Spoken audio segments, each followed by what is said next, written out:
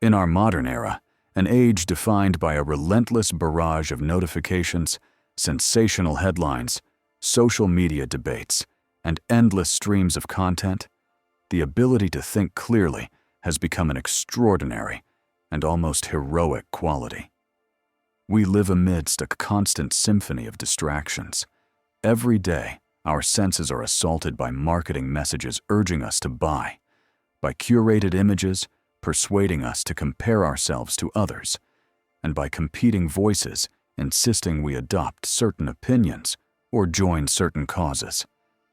We are expected to make choices at a dizzying speed. We decide what to wear to project a certain image, which news article to click on to stay informed, whether to swipe left or right on a dating app in search of love or fleeting companionship, which new side hustle to start in pursuit of financial freedom, and which self-help philosophy might finally fix us once and for all.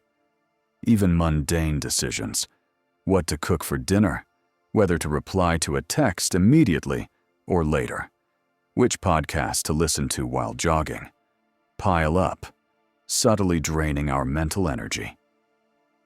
Before we continue, share your thought and comment. Do us a favor by hitting the subscribe button and turn on notifications so you never miss an update. Let's continue. Amidst this relentless decision-making, we are rarely encouraged to pause and ask, what truly matters? What is worth my attention, my time, my life?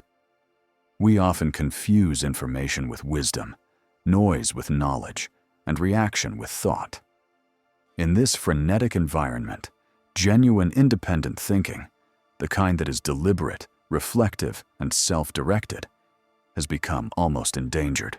Our education systems teach us how to memorize, how to pass standardized tests, how to recite the correct answers. We learn how to conform to societal expectations, how to build a resume, and how to chase the next milestone.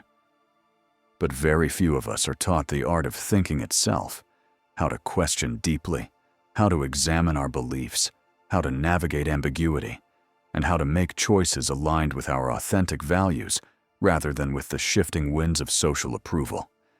As the ancient philosophers understood, true thinking is not simply about solving logical puzzles or reciting facts. It is about perceiving reality with clarity and courage. It is about seeing beyond the smokescreens of groupthink, the seductions of popularity, and the comforting lies we tell ourselves. Socrates famously declared that the unexamined life is not worth living. Yet today, many of us live unexamined lives precisely because constant busyness prevents us from looking inward. We mistake motion for progress, attention for understanding, and popularity for truth. In such a context, to think clearly is not merely a cognitive skill. It is an act of rebellion. It is a quiet but powerful declaration of sovereignty over one's own mind. It is the refusal to be blindly swept away by collective hysteria, viral trends, or cultural scripts handed down unquestioningly from previous generations.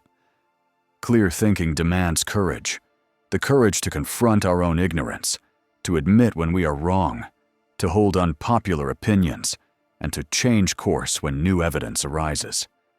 It requires humility, because we must accept that we are fallible creatures, with minds prone to biases and self-deception. And perhaps most importantly, it requires patience. In a world addicted to instant gratification, clear thinking asks us to slow down, to contemplate, to sit in silence, to embrace the uncomfortable uncertainty that accompanies truly open inquiry. When we begin to cultivate this clarity, our decisions, whether big or small, start to emerge from a deeper place. We no longer move through life as passive recipients of external pressures, but as active authors of our own narratives. We realize that choosing what to eat for lunch can be as mindful as choosing a career if approached with awareness. We understand that selecting a partner is not just about external compatibility, but about shared values and inner alignment. Ultimately, clear thinking is not about living a life free from mistakes or pain. Rather, it is about living a life in which our choices are truly our own, rooted in self-knowledge, guided by reason and compassion, and shaped by a steadfast commitment to truth, however inconvenient it may be. In a world that thrives on noise, the ability to think clearly is not just a personal advantage.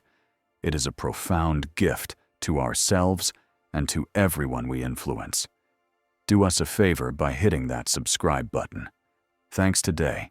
Let's explore how to cultivate clear thinking and, as a result, make better decisions. We will lean on ancient wisdom, modern psychology, and practical strategies. 1. Understand the value of clarity. Clarity is not simply about intelligence or academic knowledge. It is about perceiving reality as it is, without the fog of biases, emotions, and assumptions. As the French philosopher René Descartes famously said, "The greatest minds are capable of the greatest vices, as well as of the greatest virtues." A brilliant mind can also become a brilliant rationalizer. Thus, clear thinking starts with intellectual humility, the understanding that our minds are prone to error. Second question. Your assumptions. Most poor decisions begin with unexamined assumptions. We inherit beliefs from our families, culture, and media without questioning their validity. As Socrates said, "The unexamined life is not worth living." Before making an important decision, write down the assumptions you're making. For example, if you're choosing whether to take a new job, your assumptions might include, "This job will make me happier. I won't find a better offer later. I need more money to feel secure."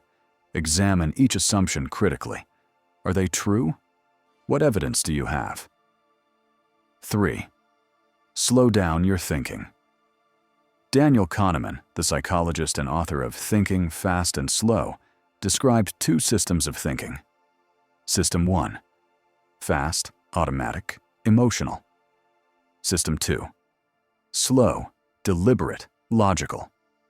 Most bad decisions happen when we rely too heavily on System 1. Clear thinking requires activating System 2. When you feel pressure to make a quick decision, pause, take a walk, sleep on it. As Blaise Pascal observed, all of humanity's problems stem from man's inability to sit quietly in a room alone. 4. Use first principles. Thinking first principles. Thinking means breaking down a problem to its most fundamental truths, then reasoning up from there. Aristotle defined first principles as the first basis from which a thing is known. Elon